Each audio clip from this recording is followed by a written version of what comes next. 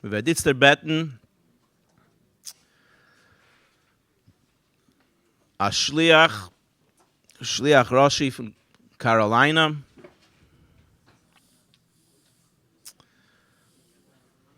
Rav Groner, soll mit uns verbringen, wegen der Gadlus von der Tag, was wir gefunden sich.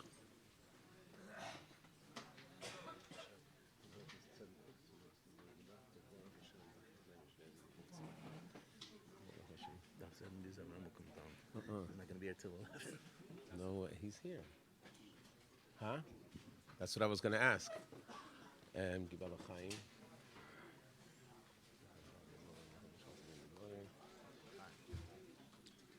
L'chaim, with Yontif. I was asked to speak in English, and with Ershgehert Sicha, we just heard the Sicha, that when you come to a place, you have to go according to the Minhag HaMokim. The Minhag HaMokim, the Rebbe fliegt the Chalmo reden in Yiddish. The Rebbe hat mehr gewinnt in Yiddish, aber wie so da sagt Zuhörer, was bei sie in der Loschen von Englisch mehr moving, der Fahr wird man reden auf English. Yudalet Kislev is a yontif beyond the proportion that we can understand. And if we truly focused and meditated on the message of Yudalet Kislev, we would really be in a different place. And it's Pashat Balabatasha reason. It doesn't even have to be a Chassidish reason. Alachas Kama V'Kama, if it's a Chassidish reason. Yudalet Kislev, the Rebbe himself described it as the day of his kashrus. As you see in the statement that it says here, das der Tag was mit mir verbunden mit euch und ihr mit mir und euch mit mir. It's a day of connection. So we have to think a moment about the inyan of his kashrus. First of all, that whole Farbrengen, the way it came about, was supposed to be B'Serusa del Tata. And Lepeil, even though Friday night the Elter Chassidim went in and they gave a bracha, but the Rebbe, after the davening, didn't indicate that there'll be a Farbrengen. Bechlal, those that remember, if it wasn't Shabbos Mevarchim, and if the Rebbe didn't, in the later years, the Rebbe would say the Rashi to Rabbi Yosef Waldman, so how did you know if there was a Farbrengen or not? So there was a very clear siman. If after the davening, the Rebbe would collect the Sfarim that he had on his stender and be ready to go, so you knew that the Gabbai is not going to announce Mincha, because Mincha will be after the Farbrengen. But if the Rebbe didn't collect the Sfarim and he stood relaxed by his stender, so he was waiting for the Achroz of Mincha. That's the way the Seder was. But when it came to Yudalet Kislev, hat man nicht gewusst. If you give a look in Teres Menachem, it says that the Rebbe called the Mashbak to come in. That Mashbak, Mishabas Bakedesh, was my father, because it was before his chasna, so he wasn't yet a Chavara Maskirus. That happened after his chasna, when Rabbi Chodakov called him in and said, as they're asking to be a Chavara Maskirus, so he was a Mishamash Bakedesh. And the Rebbe told him to take his becher and the wine, and to take it into the Zal, where the Rebbe would Farbreng, and to sit down by that table, by the table where the Rebbe would Farbreng. And he even said that he should make Kiddush, and he should wait there. And my father did that. It was not a very big olam yet. There was a big olam, but not a very big olam. Rabbi Shemtov was there. We're soon going to hear from him, because he was by that Farbrengen. And then the Rebbe came out.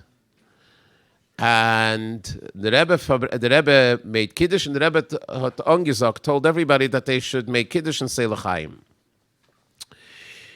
So we have to think about Hiskashrus.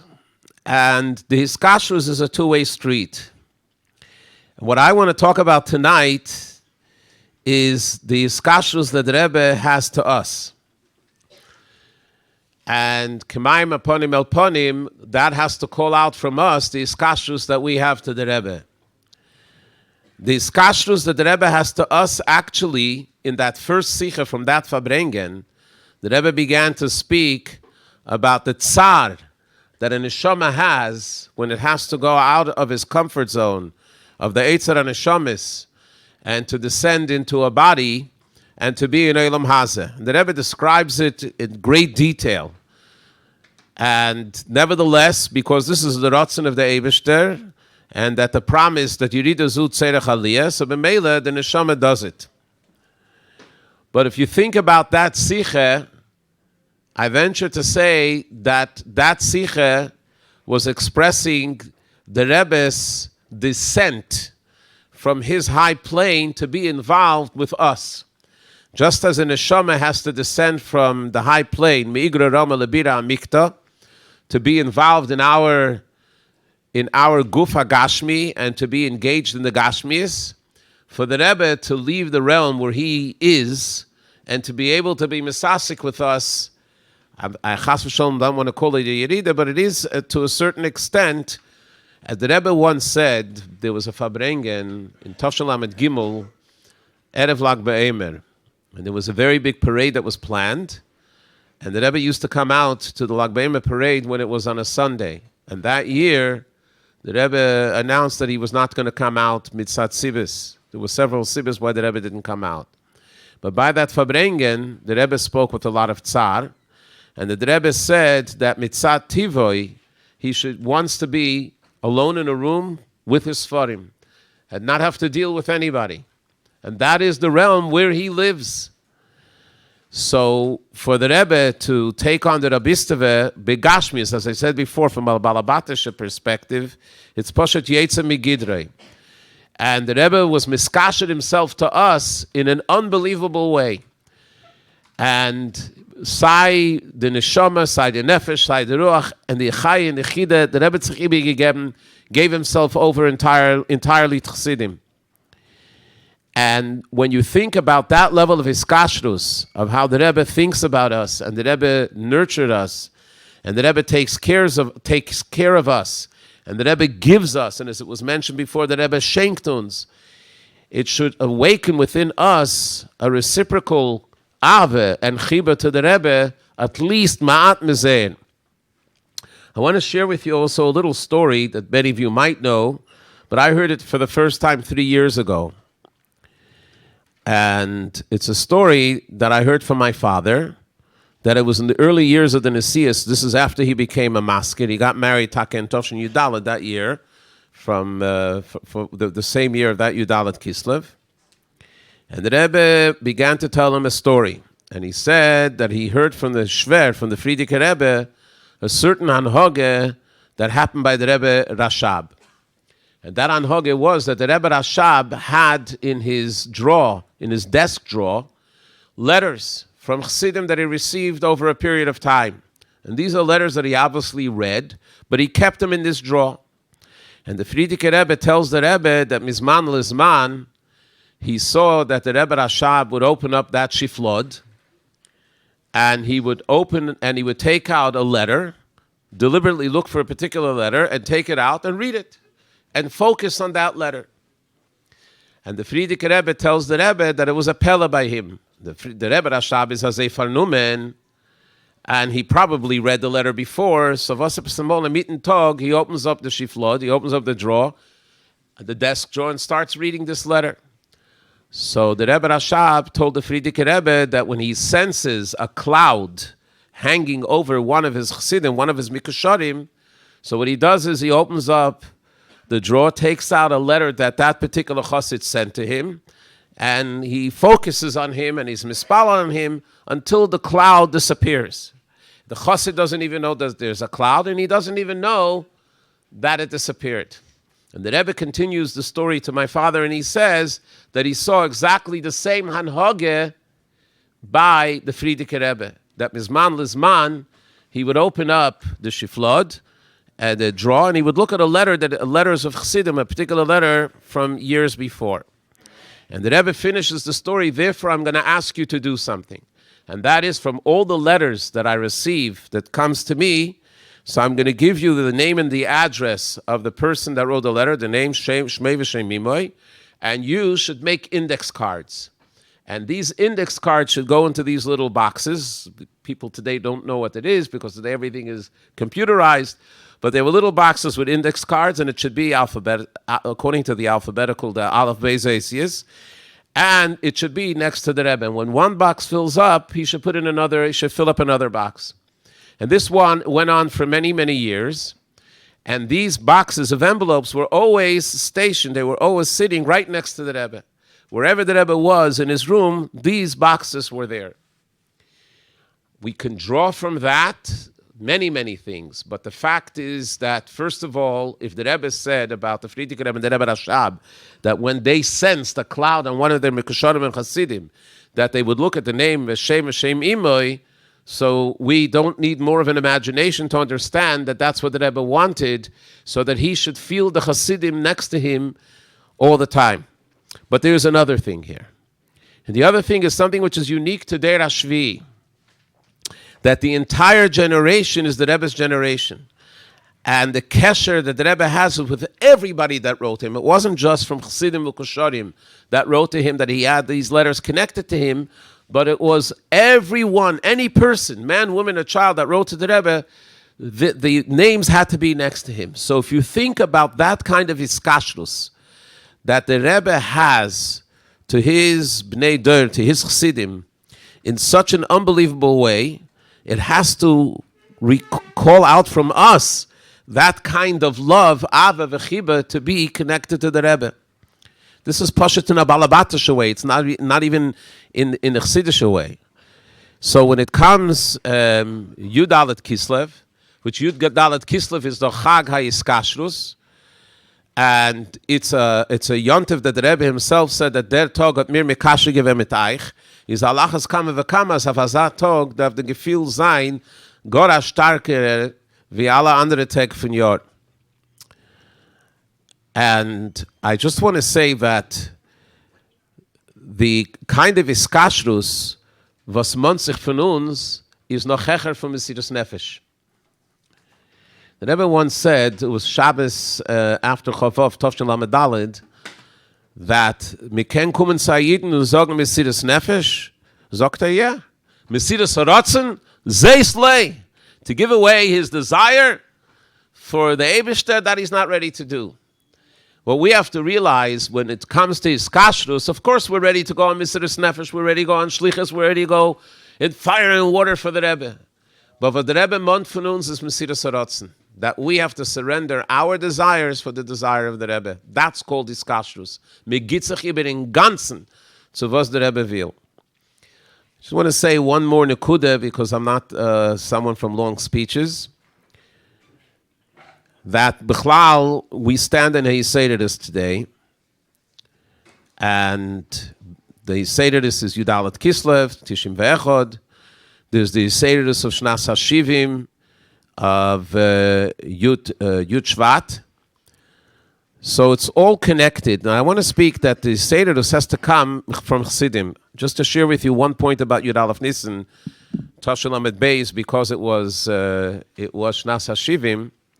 So Bechlal, that year started in Tov Shel Lamed Aleph with a Farbrengen.